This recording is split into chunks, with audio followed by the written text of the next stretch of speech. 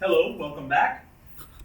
Now we're going to look at chemical bonds, okay? What holds atoms together to make all the compounds that you see around the world and that we are made of. We have ionic bonds, covalent bonds, and what we call hydrogen bonds. These two are more permanent.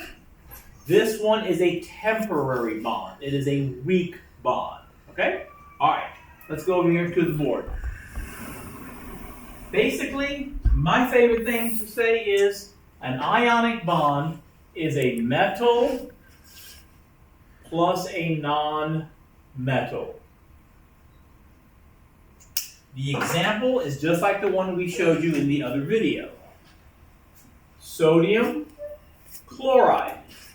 He's the metal, that's the non-metal. 10-4.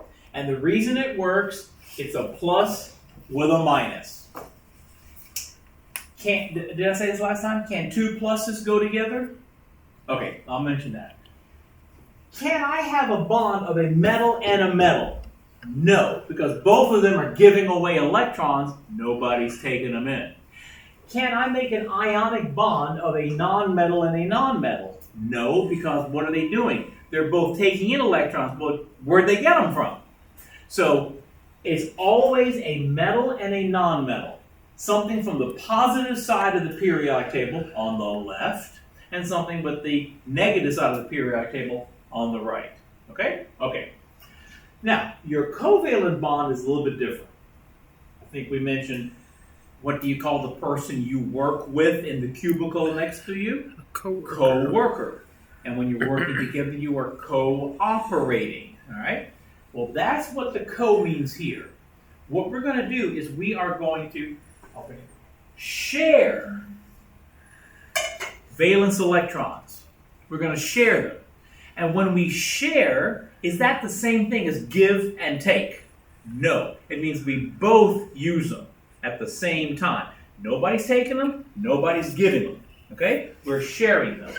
And when we share them, it is always going to be a non-metal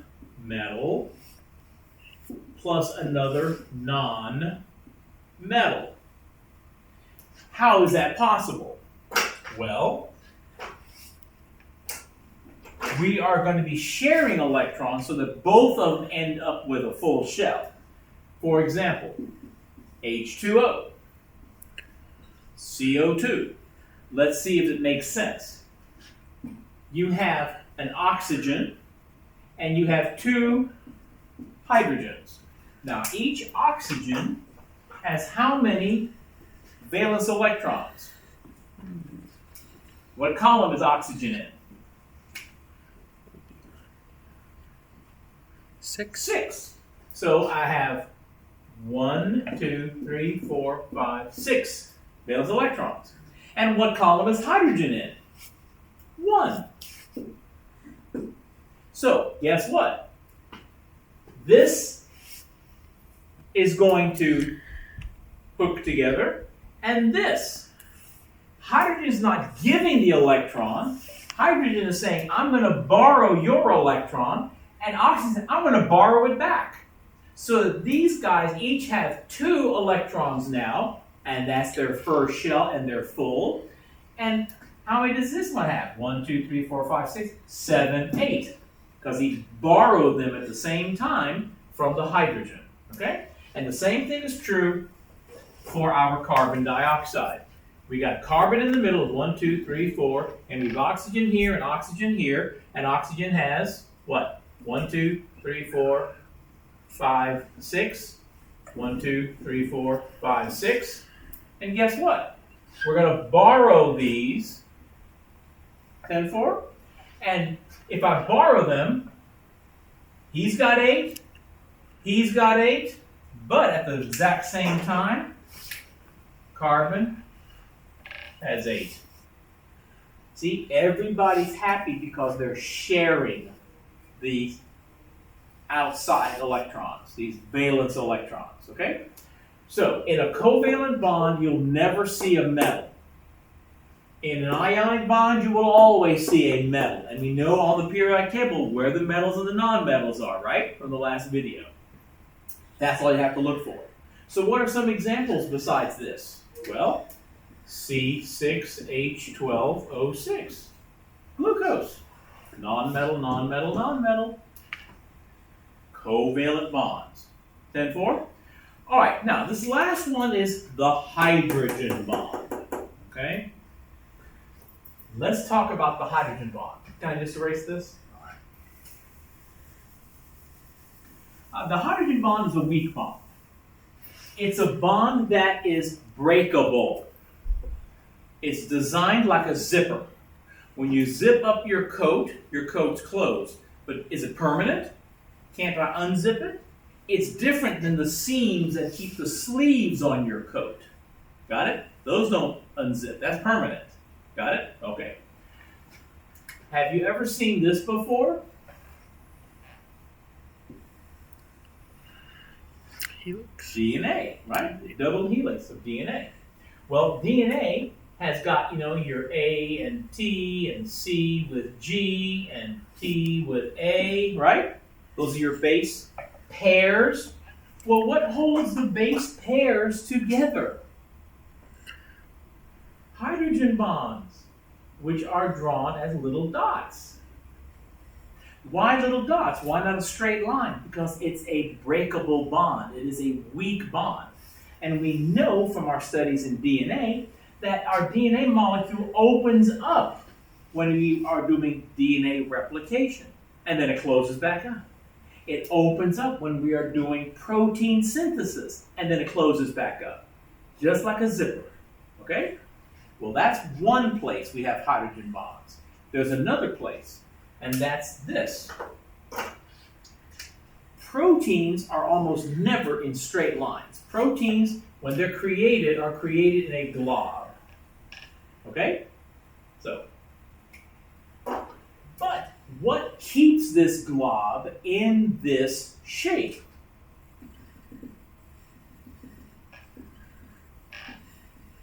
The answer is hydrogen bonds. These hydrogen bonds keep the protein in this twisted globular shape. All right? Now we're going to talk about this in a few minutes, but I'm going to preview it. When I have a protein that is a functional working protein, it is in the correct shape to do its job. What do I call it when I do something to my protein and change its shape so it cannot function? Denatured? Denature. When I denature, what am I doing? I'm breaking these bonds. And when I break these bonds, guess what your protein becomes? This. Now, is this the same shape as that? No. So can this have the same function as that? No. And most of your proteins are what we call functional proteins. Your enzymes, your hormones, your neurotransmitters, the receptors for neurotransmitters and hormones. They have to have the right shape. For example, this shape has to fit. Got it? Well, what if I twisted this shape up and made it this shape? Is that going to work? No. Got it? So now my functional protein is non-functional. What if that protein is something that keeps your brain alive? It's going to be a real short day. Got it? Okay. What are the three things that can denature a protein? Heat. Okay, heat. Acid. Too much acid. And too much base. Too much base. Please put this in your pipe and smoke it. Not cold. Cold just slows down all of your processes, and that's why you die. It doesn't change anything. Cool beans? Okay, so DNA is one example. Protein is one example. The third example, water. The third example is water. For example, here we go. Water is H2O. Got it? And here's another H2O. Well, what is the charge on H? because he's in column number 1. -1. First column, +1. positive. And O, being in one of the back columns there, is negative. Don't worry about the numbers. Positive, positive, negative. Well, guess what? This forms a hydrogen bond between the positive of this H with the negative of that O. And then there's another bond between that and the next water and the next water and the next water. You know what we call this? Surface tension. Exactly. Now, have you ever done a belly flop in the pool? Yes. How does that feel? Smack. That hurts. Got it? Because your surface and the surface of the water are both large. Well, you've watched the Olympics where the people are doing the high dive from 30 feet up, okay, 10-meter platform. Do they land belly first? No. They land after they do their twists and turns. That's the athletic part of it. They better be perfectly vertical, not horizontal, vertical, and then they make a hole with their hands. They cut the surface of the water, and their body follows. Got it? Or else it would have really hurt. So, water can be broken apart when you're swimming, and it forms back together again behind you, doesn't it? That's how we know those are hydrogen bonds. Well, how do I break these hydrogen bonds of water? Heat. If I break this, the water molecules become steam. We've gone from liquid to a gas. It's still water. We've just broken that hydrogen bond because it's breakable. 10-4? So anytime we have a bond that doesn't have to be permanent, see, these are covalent bonds. They keep the C's, H's, O's, and N's together. But the twisted shape is held with hydrogen bonds. How's that? Okay? Can you slide that up a little bit for me? Keep going. Yeah. Okay, let's take a look at these words here. Chemical reactions. And this is not going to be something that we need to overly analyze. The prefix syn means together. So what's synthesis? 2 atoms making a molecule, making a compound. Gee, I wonder what this might mean. Break it apart. You remember being in high school when the teacher said, I want you to write me a composition. Were you breaking something apart or were you making a paper? Making a paper. And then decomposition means you're breaking it apart. Got it? Okay. Exchange. You're exchanging one for the other. I'll draw these on the board in a second. And then there's something called reversible. Okay? And possible test questions. So let's go over here to the board.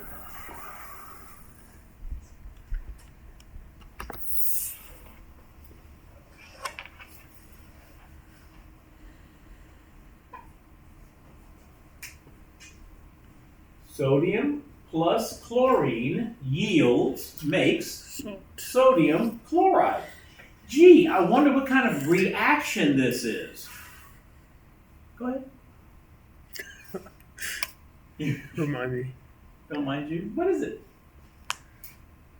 This plus this makes a combination. It's a synthesis. Oh, okay. I'm sorry. My mind was somewhere else. Yeah, okay. That's fine. Now, what's this reaction? NaCl broken down into Na and Cl. Decomposition. That's a decomposition. See how it works? Put it together, take it apart. Okay? Now, what's this?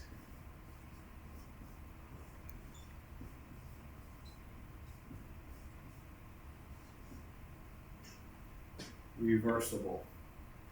That's a reversible reaction. Because it can go this way and break up, or this way and put together. And guess what? Most reactions in your body are reversible. What you talking about, Willis?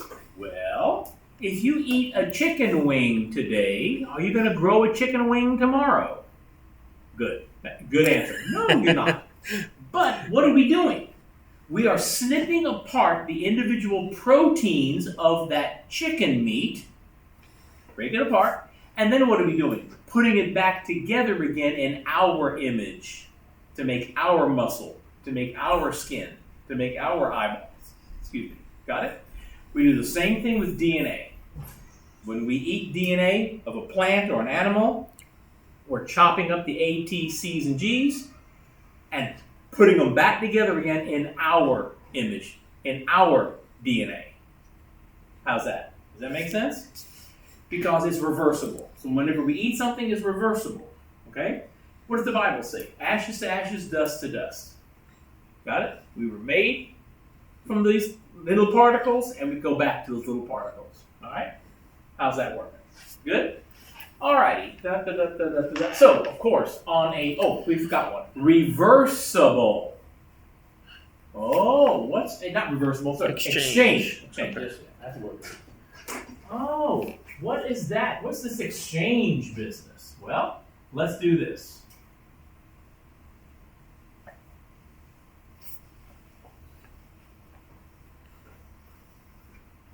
Okay, NaCl plus K yields KCl plus Na. Did I kick out Na and replace it with a K? Yeah. Got it? It's like, Real Housewives of New Jersey. Got it? You kick out one husband and pick up another one. Are you with me? Okay. So I've exchanged something. Well, guess what? There's another thing called a double exchange. NaCl plus KBr yields NaBr plus KCl. Got it? Like a Jerry Springer episode. Everybody's switching partners.